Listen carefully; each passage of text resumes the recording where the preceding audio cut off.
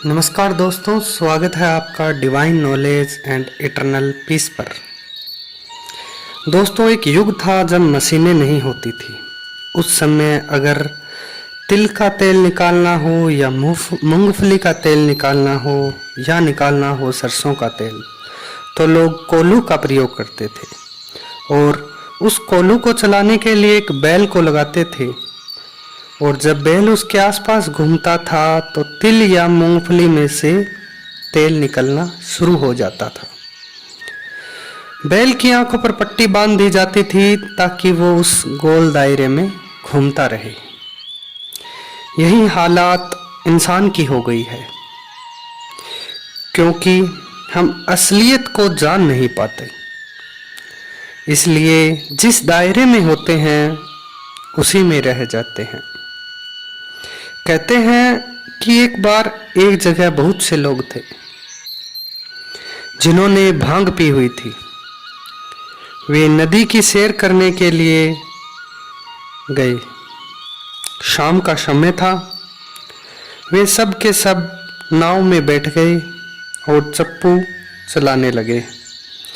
अंधेरा हो गया, सुबह आ गई। उनको लगा कि हमने तो बहुत चप्पू चलाए हैं, हम तो बहुत दूर हो गए किनारे से।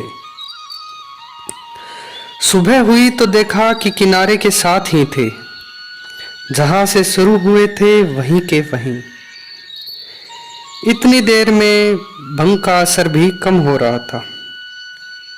उन्होंने महसूस किया कि जिस रस्सी के साथ नाव दरिया के किनारे से बंधी हुई थी उसे तो उन्होंने खोला ही नहीं था। ऐसे ही बहुत सी बार हमारी जिंदगी भी गुजर जाती है। हम सोचते हैं कि हम बहुत हाथ पैर मार रहे हैं, लेकिन हम भूल जाते हैं कि अगर हम इस माया की दुनिया के साथ ही जुड़े रहेंगे तो चाहे कितने भी हाथ पैर मारे, उसका हमें कोई फायदा नहीं होगा।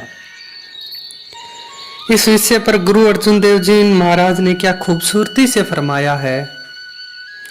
सब किछु घर माही बाहर नाही किछु।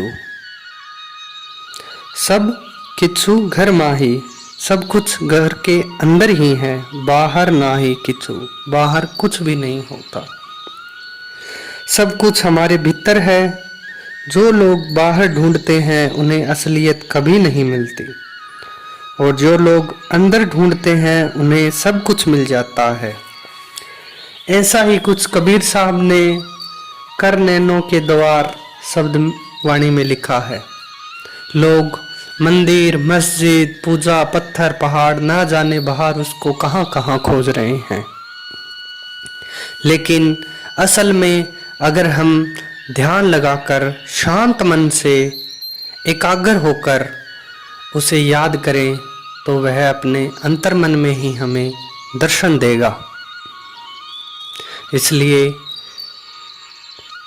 गुरुजी की आज्ञा से पहुँचे हुए महात्मा की शरण में जाकर उनसे दीक्षा लेकर उनसे तरीका सीखकर अगर हम अपने अंतर्मन में उतरें तो हमें अंतर्मन में सब कुछ मिल सकता है।